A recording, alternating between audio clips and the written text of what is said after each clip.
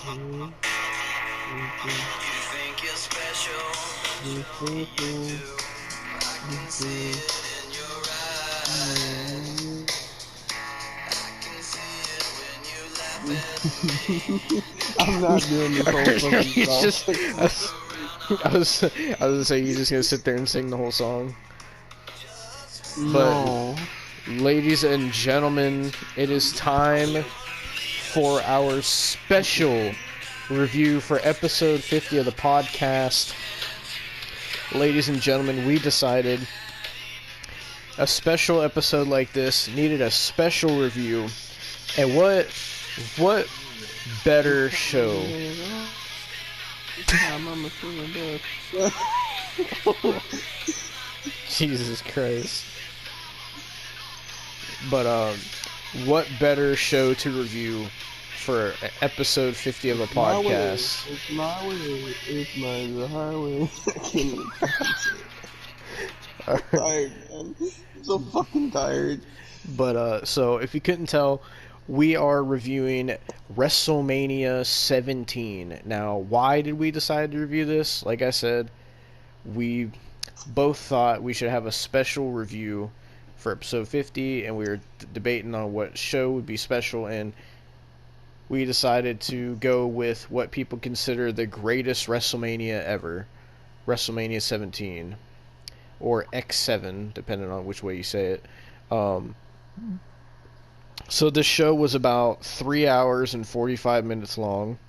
At some points it dragged a little bit, but I guess we'll go match by match. I believe, wasn't the Chris Jericho match first? Yep, the bitch himself. Yep, so we had, for the Intercontinental Championship, Jerichovid, a young Jerichovid, versus William Regal. And apparently the reason they had this match was because Chris Jericho pissed in William Regal's tea. So, but for what it was a good match. Even though neither one of us like Chris Jericho anymore, this is when Chris Jericho was actually good, at least compared to what he is now. And, you know, I was telling Austin this, I feel like William Regal is really an underrated wrestler. Like, not a lot of people see him as a good wrestler. You know, I feel like he's someone that's always been like, they're like, oh, you know, that's just William Regal. He does like comedy segments, or, you know, he's not really that important on the show. But, you know, every time he wrestles, he always is really, really good. And for what this match was, it was pretty good. They were both doing submissions back and forth. William Regal was holding his own. And I believe at this time, I think William Regal was the commissioner, I think.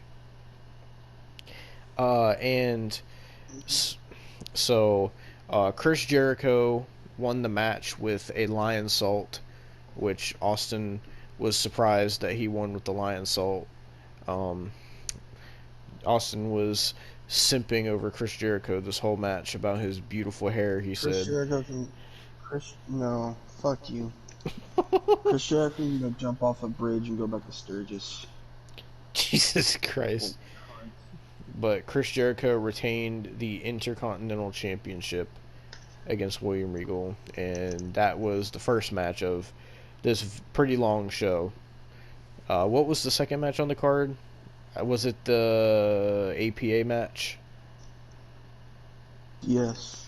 So we had, first of all, they had a backstage segment with like the APA's like poker table, and they were sitting there with Jacqueline of all people for some reason, and Bradshaw was going on about how, you know, like they got a match at WrestleMania, and WrestleMania is where legends are made, and this and that. And then we got the Right to Censor versus the APA and Taz. What a weird pairing. Oh, and they also had Jacqueline with them. Again, I don't know why Jacqueline was a part of this. But the Right to Censor was Val Venus, The Good Father, and Bull Buchanan. and in their corner they had Stevie Richards. Um, Most of this match was just us making fun of Bull Buchanan, pretty much.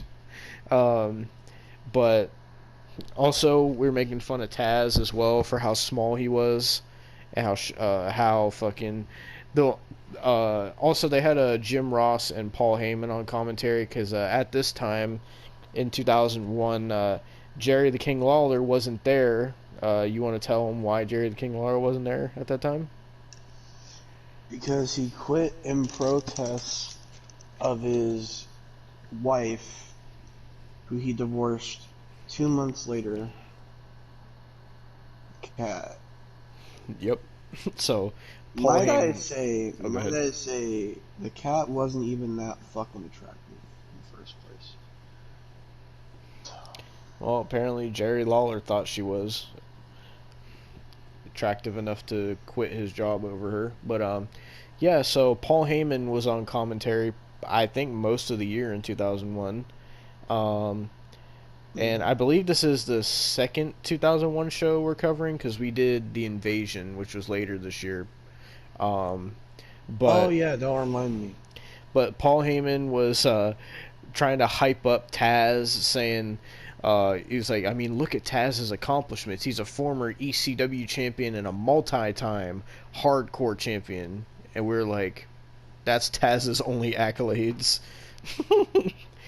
And I was just No, thinking, no, no, no, no, no.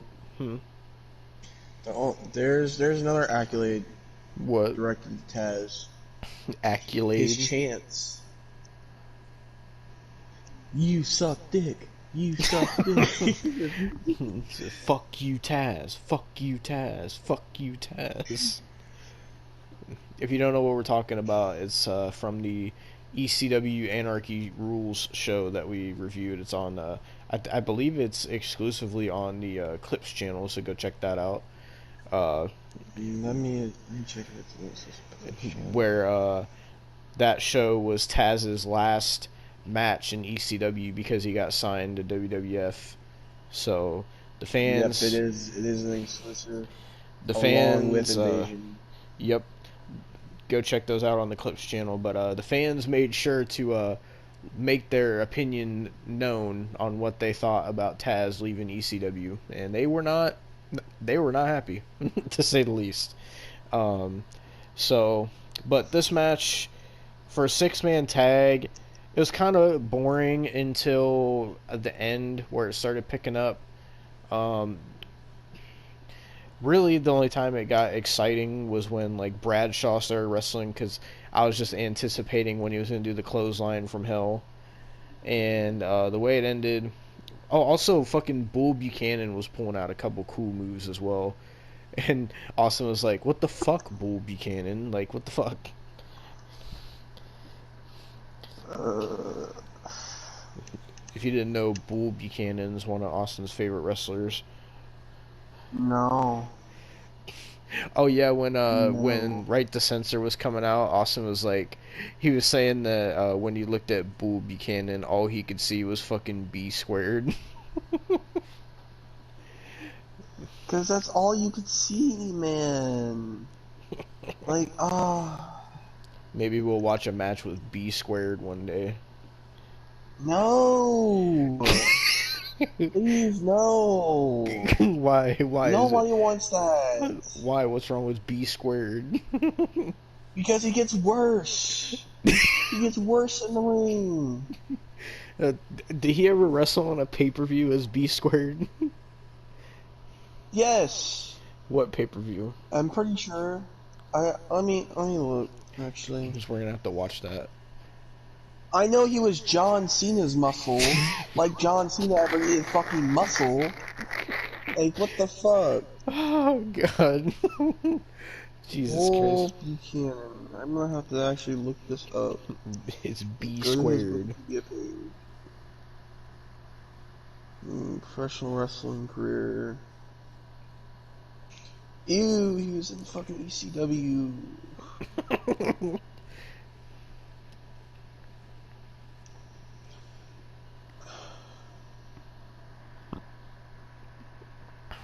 Let me see. I want to watch a B squared match. Austin said, "Of course you do."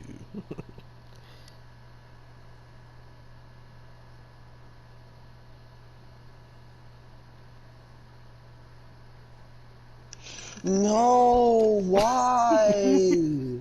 What? Oh my god, they also called him Bling Bling Buchanan. What? Bling Bling Buchanan? What Yes. is Bling Bling Buchanan? I don't know, man. So we're gonna have to watch B squared, and we're gonna have to watch Bling Bling He Buchanan. entered he entered the Royal Rumble at number 11. Is that his only pay-per-view appearance as B squared? Yes. God. And Whoa. then Bull Buchanan would still wrestle until, oh my god, he's still wrestling. Is he really still wrestling? Yes. Where the fuck does he wrestle? He would, okay, from 2003 to 2007 he would wrestle in All Japan. Oh my god. Then from 2007 to 2010 he'd wrestle in Pro Wrestling Noah. Oh. And he would be on an independent circuit from 2011 to 2014. Then he decided to part ways with the business for a little bit. And then he returned in 2019, won the GCW Tag Team Championships with his son. No! Why GCW, man? Fuck off, dude. Why? Bull. Oh. B squared. Bling bling. Like, why? Fuck's sake. Fuck He still wrestles GCW, man. he still wrestles in GCW to this day, apparently. Are we gonna have With to his watch son. GCW? God no! I'll fucking no! Are we gonna have to watch GCW just to see Bull Buchanan? No! But anyway, back to the match. So the way it ended was Farouk took out Bull Buchanan, and Val Venus got taken out by Taz, I think. Fucking Val Venus was getting wrecked this whole fucking match. And so the Good Father... Wait. What? Oh my god. What? Never mind. He still wrestles in GCW. But do you know who Bull Buchanan's son is? No, just tell me. Brooks Jensen, the man who was signed to NXT. That's his son? The current NXT UK Tag Champ, Brooks Jensen. That's Bull Buchanan's son? That is, his real name is Ben Buchanan. Bing? Ben Buchanan. B-E-N. Oh, I thought you were saying bin like fucking when Gordon Ramsay said fucking chuck it in the bin. Ben But no, Buchanan. Brooks Jensen is Bull Buchanan's son. Jesus Christ, man.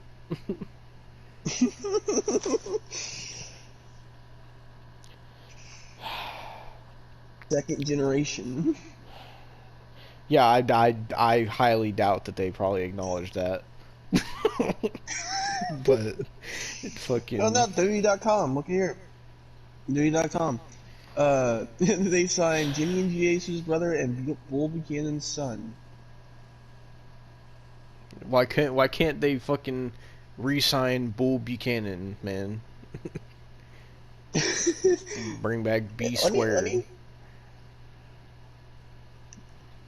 He's still just on the independent circuit, so who knows? Maybe Triple H can bring him back as a coach. Triple H, please, I want to see Bull Buchanan versus Roman Reigns. Why? Oh no, I want to see Bling Bling Buchanan. Oh god, dude. So the way it ended was the Good Father went for the Ho Train, which I didn't think the move would be called the Ho Train if he was in the right to censor, but he went for it, missed, and then Bradshaw hit the clothesline from hell. 1, 2, 3. APA and Taz with Jacqueline win the match, and that was pretty much it. The crowd really only popped for the clothesline from hell, to be honest. But what match was after this one?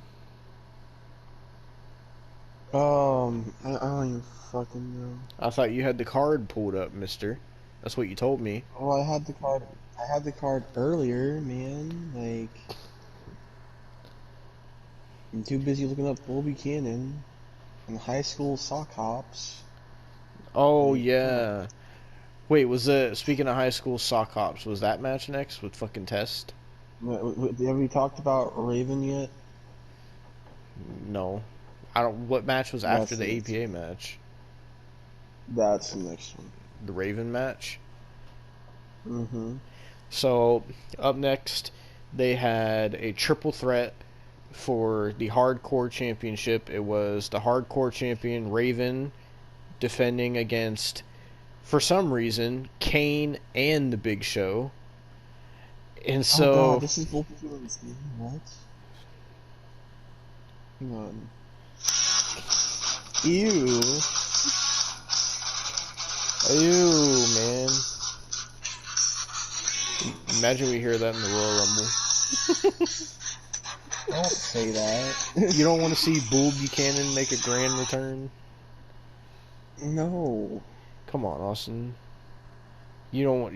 Come on. Let's get Godfather out there. Let's find wherever fucking Val Venus and Stevie Richards are. Let's reunite right to censor. I don't think Val Venus is coming anywhere near the wrestling business anytime soon. Come on, Austin. If they could do it. You want no you want me to read fucking Val Venus's tweets, don't you? Motherfucker said he didn't want this to be a long review. Now he's trying to make it long.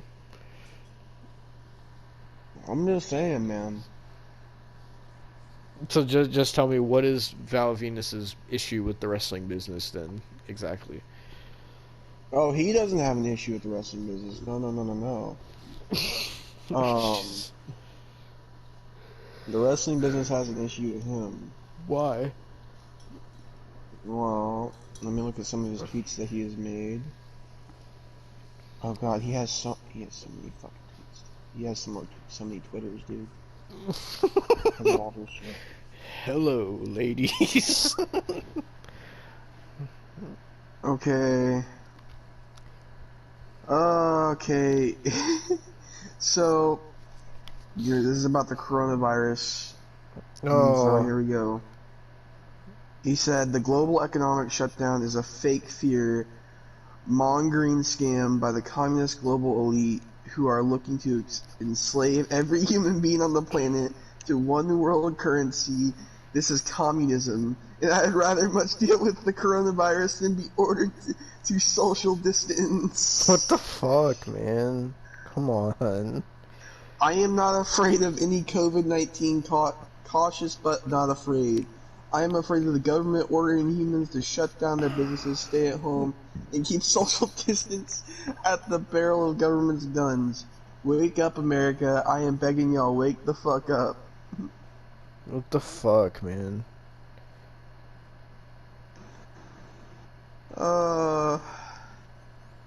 Jesus Christ, I've stated for dude. decades the US dollar will die, followed by the rise of central banking cartels. One world currency and total enslavement. COVID-19 is a manufactured crisis to cover the fact that banks have stolen all the value from the dollars you all worked for. Jesus Christ, man. And then he got banned multiple times. Jesus Christ. Fuck it. Bring back Val Venus. Who cares? But yeah. So it was Raven versus Kane in the Big Show, and Raven came out. Also, they were advertising the WWF The Music Volume 5 CD as well. So there's a fucking throwback. But Raven came out. He had a shopping cart. He had fucking a sink in there. He had a fucking Frankenstein statue. One of those fucking, like, not like a wet floor sign, but it's like one that's shaped like a person. And he had like a plant in there, just like random shit. And then Kane came out looking fucking completely jacked. And then so they start fighting, and the referee rings the bell, and the Big Show didn't even come out yet, which I thought was odd that they would ring the bell even though not everybody's in the ring. And then as they're fucking fighting, then, well, less fighting, more of Raven getting his ass whooped by Kane. Big Show comes out, and then Kane throws Raven on the Big Show and then does a diving clothesline. And then they immediately start going into the crowd and fighting all over the arena, going backstage. And Austin told me that there's a spot where Raven and the Big Show get on a golf cart, and they're fighting on the golf cart, and they crash into this wall where there's wires, and apparently they were super fucking close to hitting the main cable that gave power to the entire stadium. So if they would have fucked that cord up, like, they would have ruined the whole event, apparently, is what Austin told me. Yeah. So they got really fucking lucky that they didn't damage that. And so a bunch of wacky stuff happened. Like, Kane and Big Show put each other through a wall. They threw Raven through glass. They were hitting each other with food. Like, it was just, like, wacky. Like, it really wasn't even hardcore. It was just more like a silly brawl.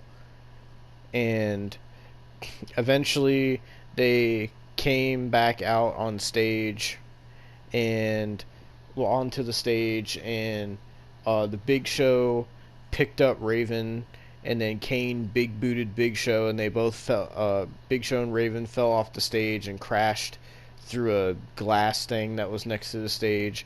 And then fucking Kane decided, I'm just gonna jump off the stage and do a fucking leg drop for no fucking reason. And he leg drops onto, I think it was, I don't remember if it was Big Show or Raven. I think he pinned the Big Show. And Kane was the new hardcore champion. So that was pretty much that. It wasn't super long. None of the first couple matches were super long. But what was after the hardcore match? It was test. This is a test. To do a high school sock hop. Yeah, so this match was for the European Championship, Test versus Eddie Guerrero. And we saw in the promo, we got to see X Factor, so that was nice. You gotta love X Factor, man. You know what?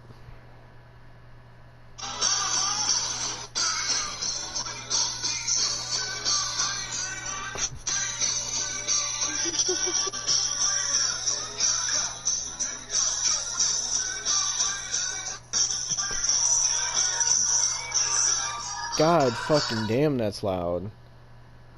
You know what? Fuck you. This is better. Yo, you dealing with the X Factor. I got everything I ever wanted, and I'll never give that back. Oh, I know you hate that factor, but you ain't gotta look at me like that. I said you ain't gotta look at me like that. I know you're watching what you do. Fucking love X Factor, man. Underrated fucking stable. No, fuck you. Fuck you. This is better. Oh my god. Yeah, it was a great stable in fucking 1998 on that SummerSlam that we watched. Austin's just mad because he looks like Golga. Ah, fuck you, cunt. So, we had Test versus Eddie Guerrero. This was Eddie Guerrero with the mullet and the Latino Heat theme, and Test with his sock hop theme, where Austin looked up what a sock hop was. You want to tell him what it was? Let me go back to it. This is quite the hoot.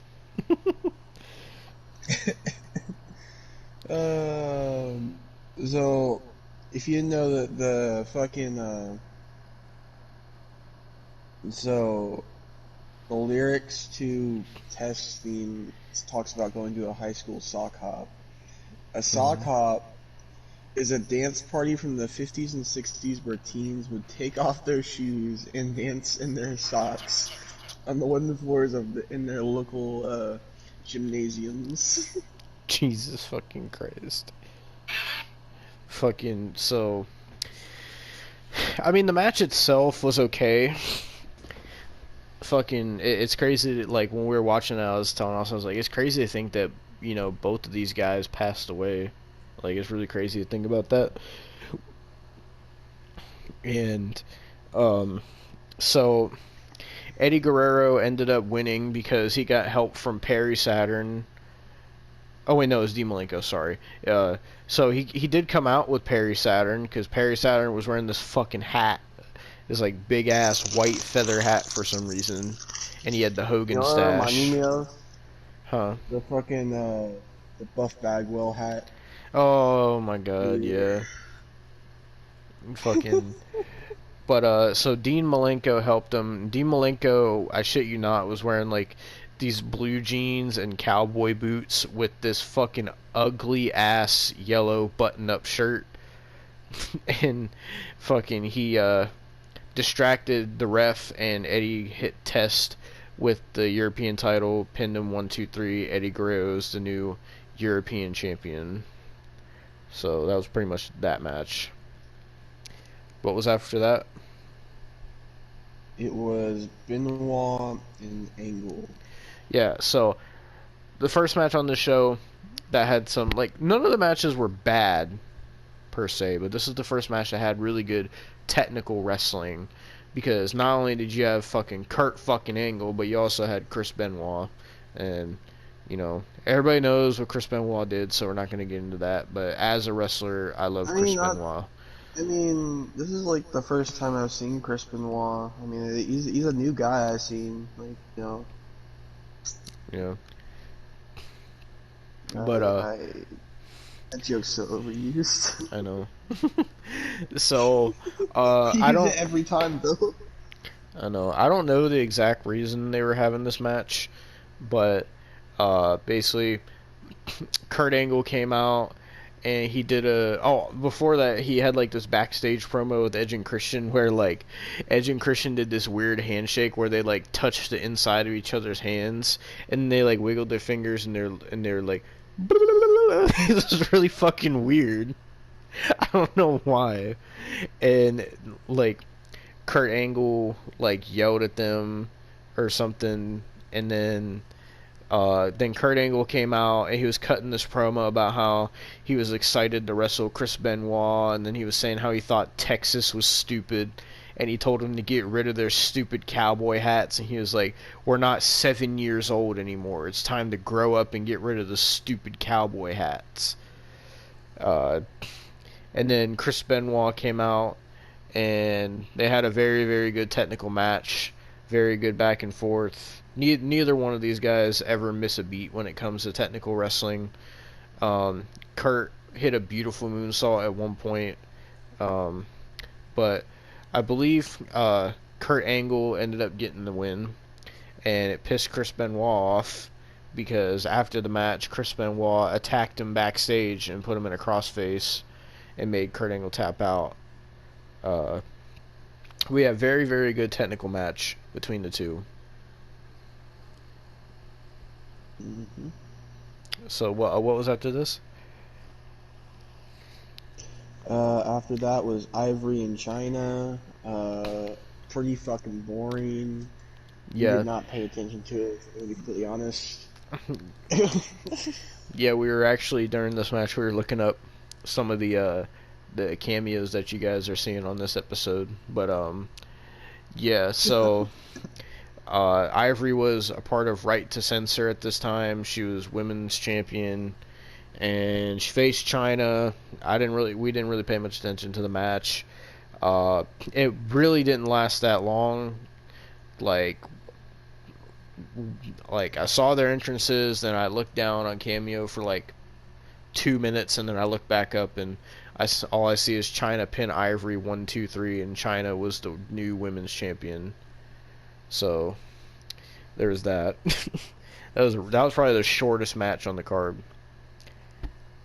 Yeah. You know, nowadays there'd be in fucking outrage about that. But Oh yeah. what was after that? I'm trying to remember. It was Shane versus Vince. Oh yeah, so this was around the time that Shane McMahon had bought WCW, because they were later in the year. Obviously, that was going to lead to the whole Invasion angle, and all the way to the Invasion pay-per-view, and then to Survivor Series, the whole WWF versus WCW, which we did say we were going to watch that at some point. Um, but so for this match, they had some WCW wrestlers in the crowd. They had people like Sean Stasiak and fucking General Erection, just to name a few, that were up there. They had, it's kind of fucked up. Shane bought WCW, and these are like WCW wrestlers, but they gave them the fucking cheap seats. Like, they were way, way fucking up there. Yeah. But so, before the match, they had like a backstage thing with Trish Stratus and her fucking massive tits that she had at the time. And she was pushing Linda McMahon in a wheelchair, and at the time the story was that Linda McMahon was catatonic in the wheelchair. I think the storyline was that like Vince was cheating on Linda with Trish or whatever. And so she pushed Linda's wheelchair up to where Stephanie was, and Stephanie was talking about how like Vince was gonna win against Shane, and that she was making plans for an after party, and she was like showing her outfit she made that said "Daddy's Girl" on it. And so then Shane McMahon came out first. He had a really cool WrestleMania I almost said 37, WrestleMania 17 jersey on. Then Vince came out, and their match was like a pretty decent match. You can't really say much about a Vince McMahon match, but it was good for what it was. Shane McMahon was great back then. There was one spot where Shane went to do his patented elbow drop through the announce table, but Stephanie pulled Vince out of the way. And also, I forgot to mention, Mick Foley was the special guest referee for this match as well. And Trish brought Linda McMahon out, and they were ringside. And then Vince like tried to attack Linda a couple times, and Mick Foley kept stopping him. And then most of the match was kind of Shane getting beaten up, though it was back and forth as well. And then Vince put Linda McMahon in the corner in the ring, and she was still catatonic.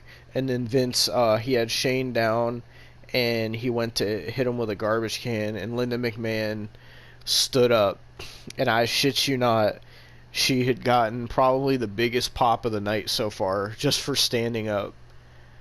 And Vince looked like he was shocked, and she kicked Vince in the dick, and fucking then Mick Foley started whooping Vince's ass, and then Shane McMahon got the win over Vince.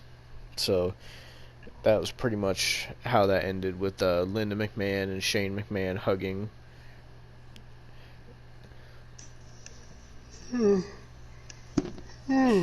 What was next, Mr. Austin? TLC.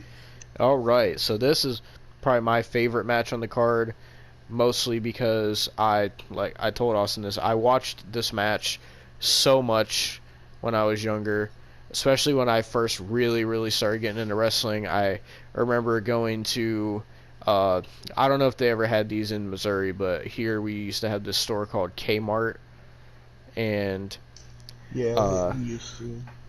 yeah, so Kmart was kind of like Walmart, but a little smaller, and they went out of business a couple years ago.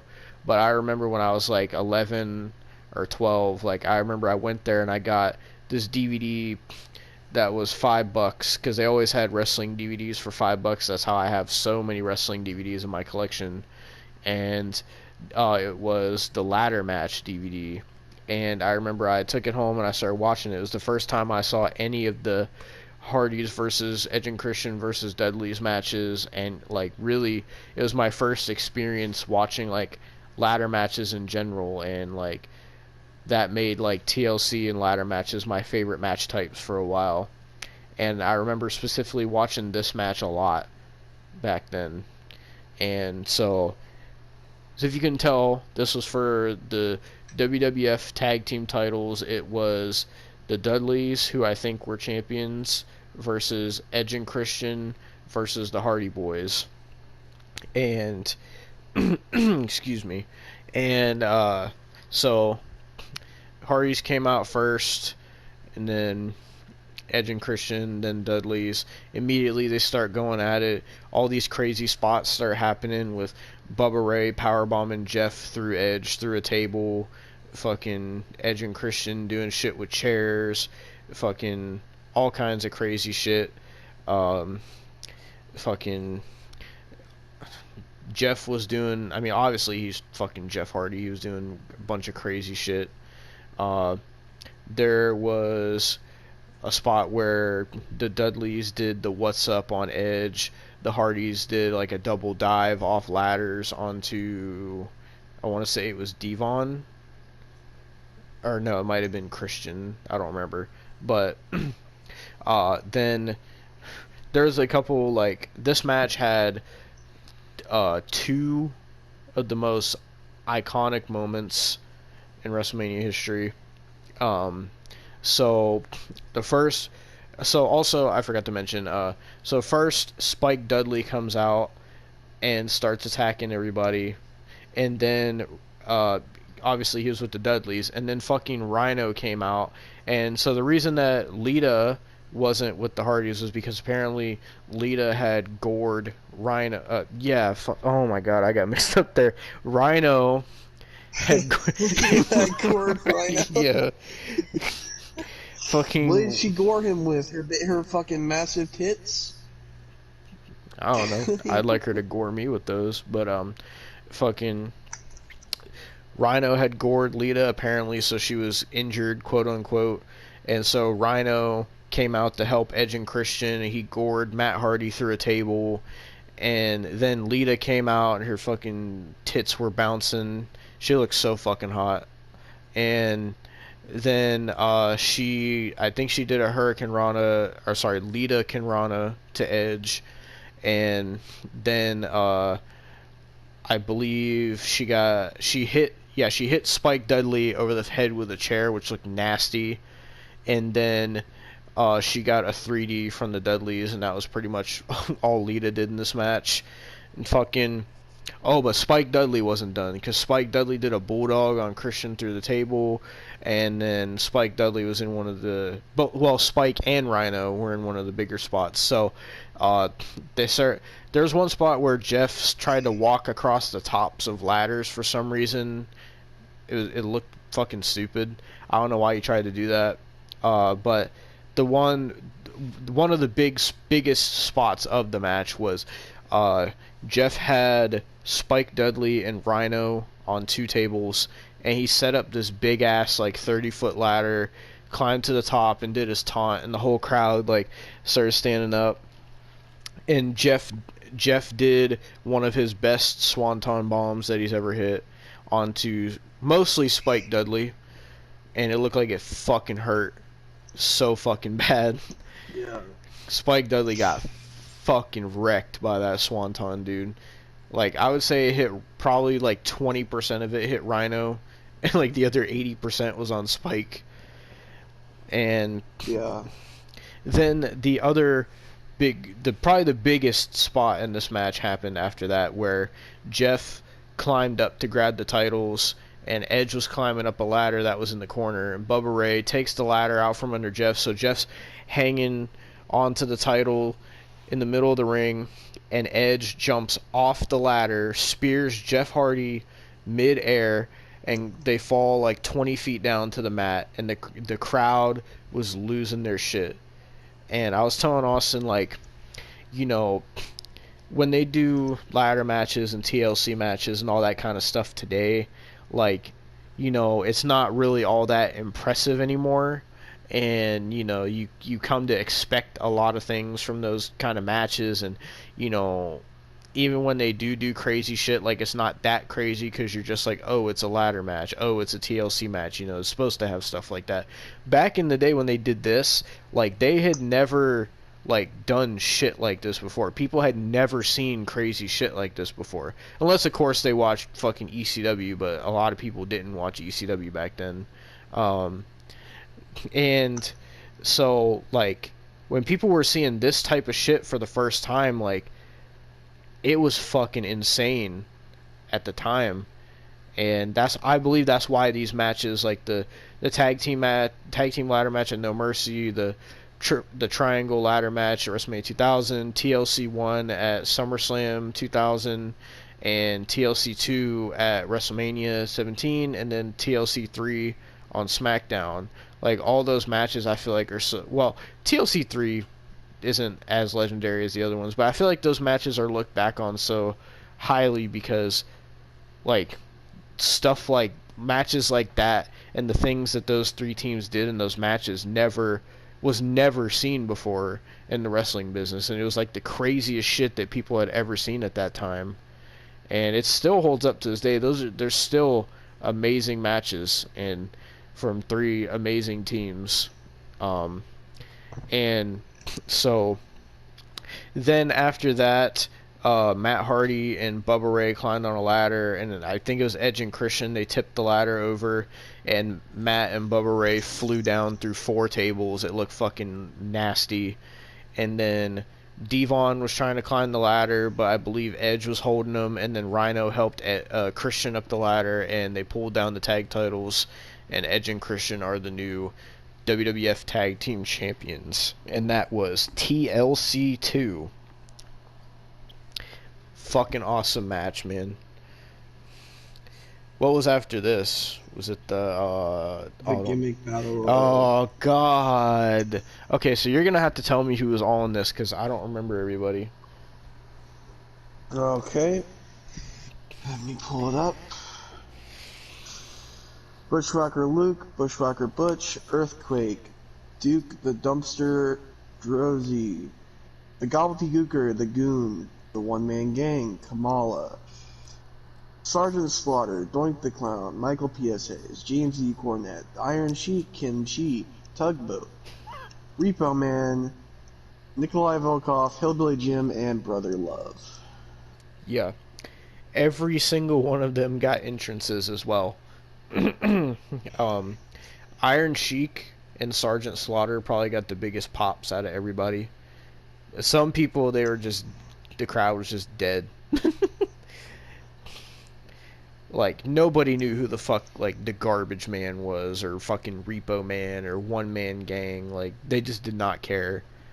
But, so, I mean, this was a fucking just disaster of a battle royal. To put it honestly, like, people were just getting, like, the actual match itself was probably, like, not even 5 minutes.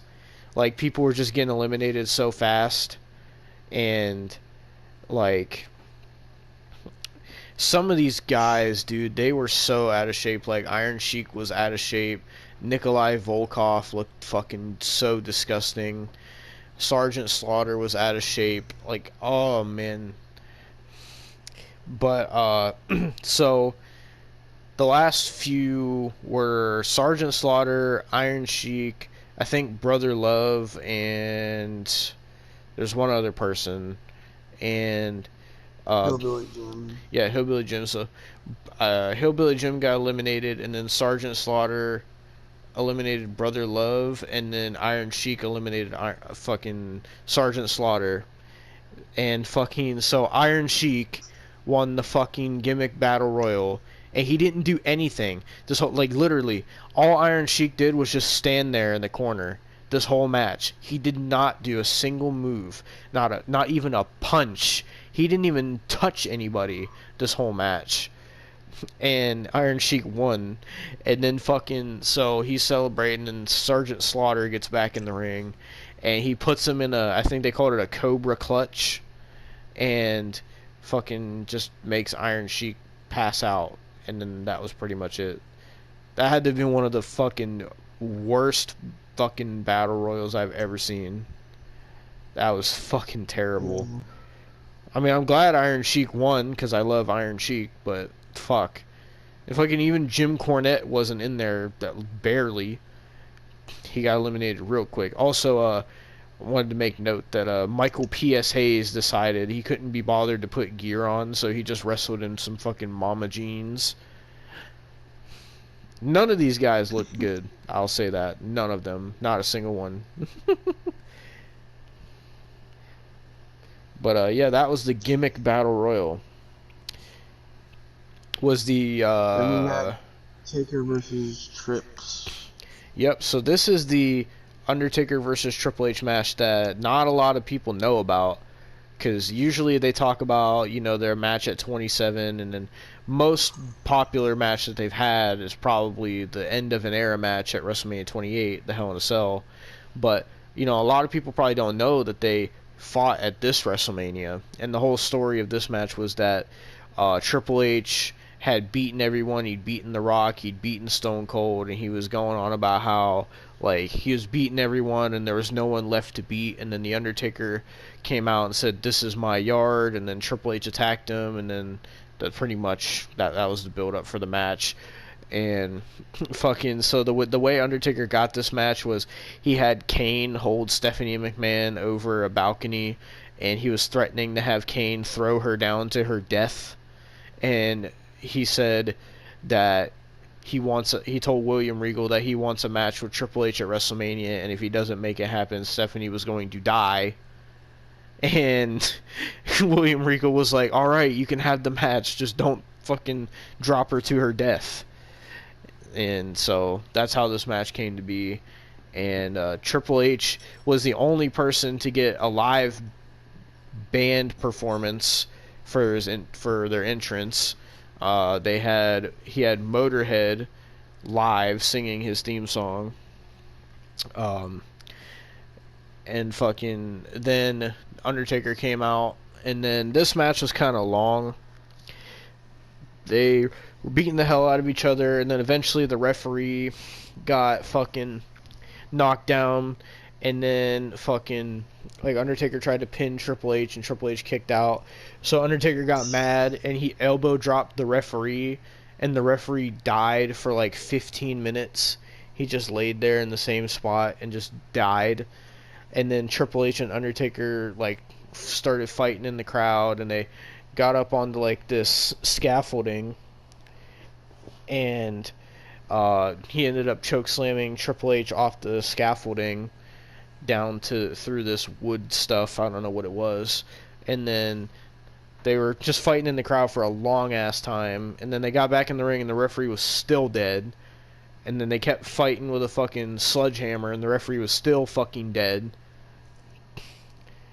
And then fucking the way it ended was Triple H had hit Undertaker with the sledgehammer when Undertaker had gone for the last ride, so Undertaker was busted open, and Triple H put Undertaker in the corner. He started doing the 10 punches in the corner, and he was taunting, and then Undertaker got him for the last ride. Oh, also they did a spot where Triple H tried to tombstone Undertaker, but he countered it into a tombstone. But he hit a last ride on Triple H, 1, 2, 3. The Undertaker defeated Triple H, continuing his streak at the time.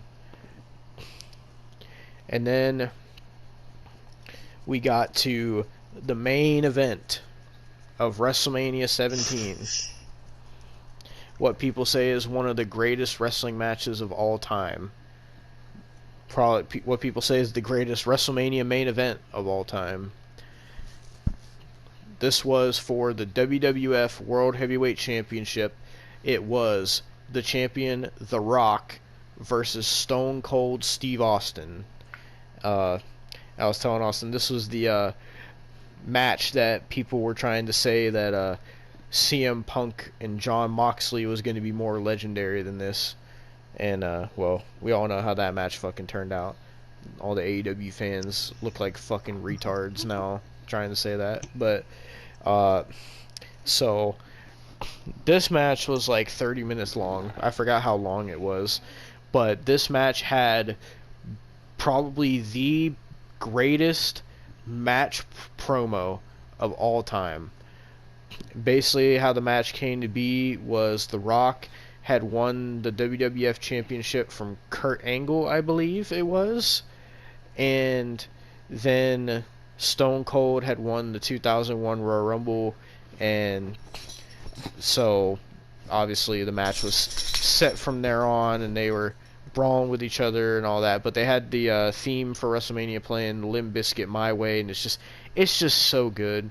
And you hear JR's like commentary throughout it. It's just so good, man. It's just so good. And like, this match just had everything that you could want out of a wrestling match. It had an amazing match promo, awesome build, two of the greatest top stars ever in the wrestling business, two of the most popular wrestlers ever.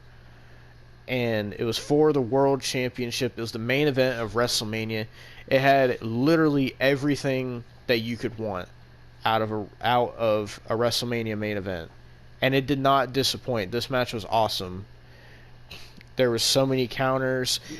There were so many instances of finishers, and like not AEW type where they fucking keep doing finishers and kicking out.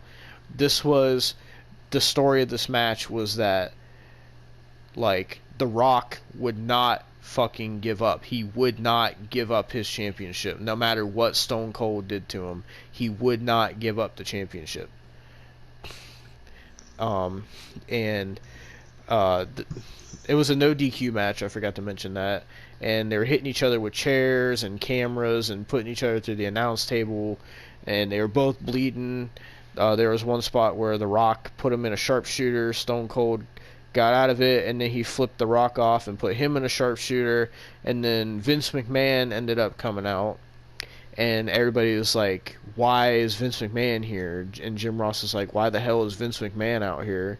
And Paul Heyman was just like, "Oh, he's out here to watch the top match for the top title in the wrestling business." And so The Rock and Stone Cold keep fighting, and then The Rock hits a rock bottom on Stone Cold, 1, 2, and then Vince pulls The Rock out of the pin, and the crowd starts like going like, "What the fuck? Like, what is happening? Why is he going after The Rock?"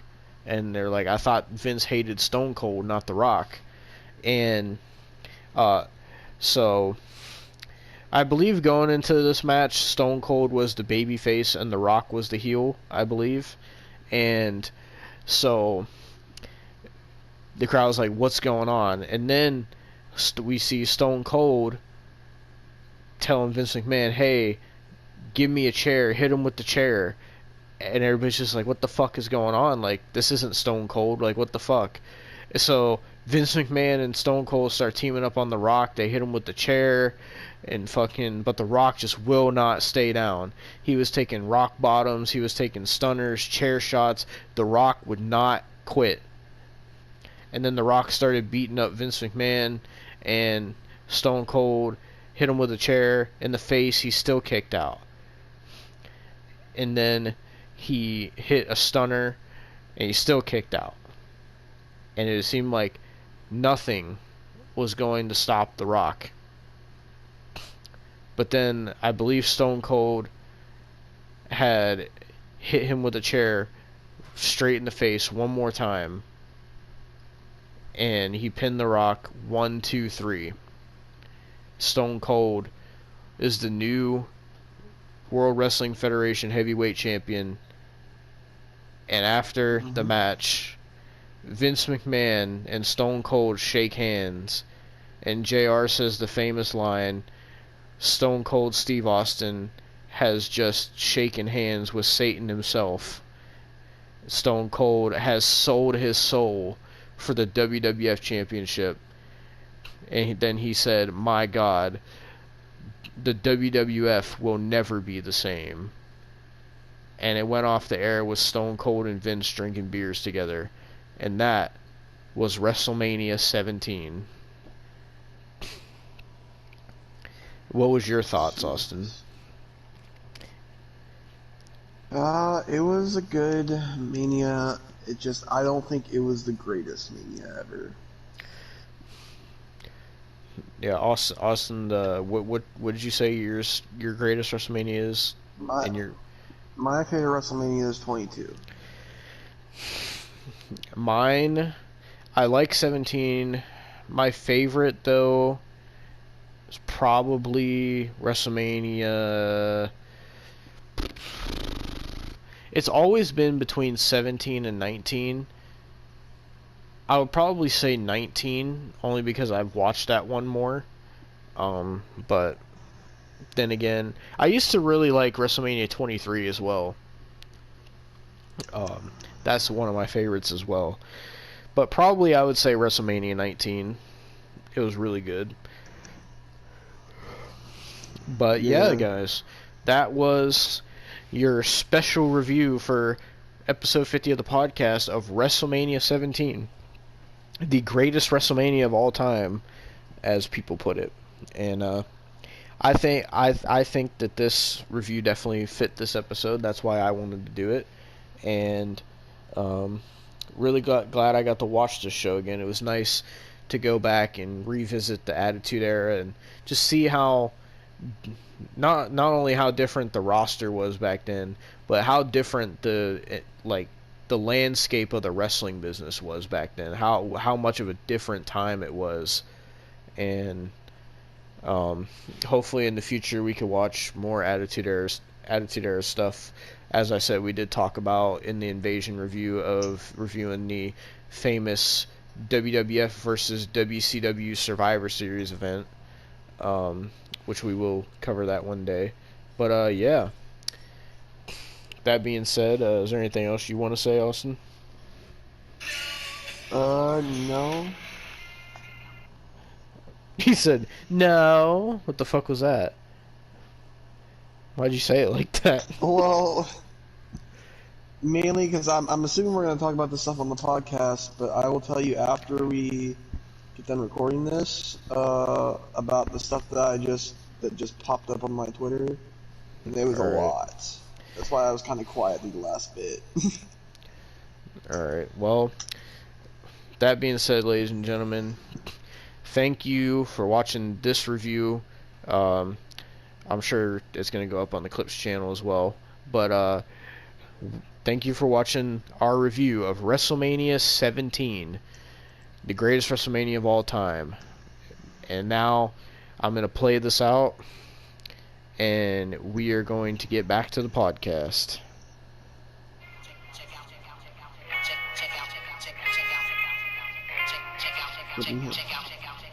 Check out.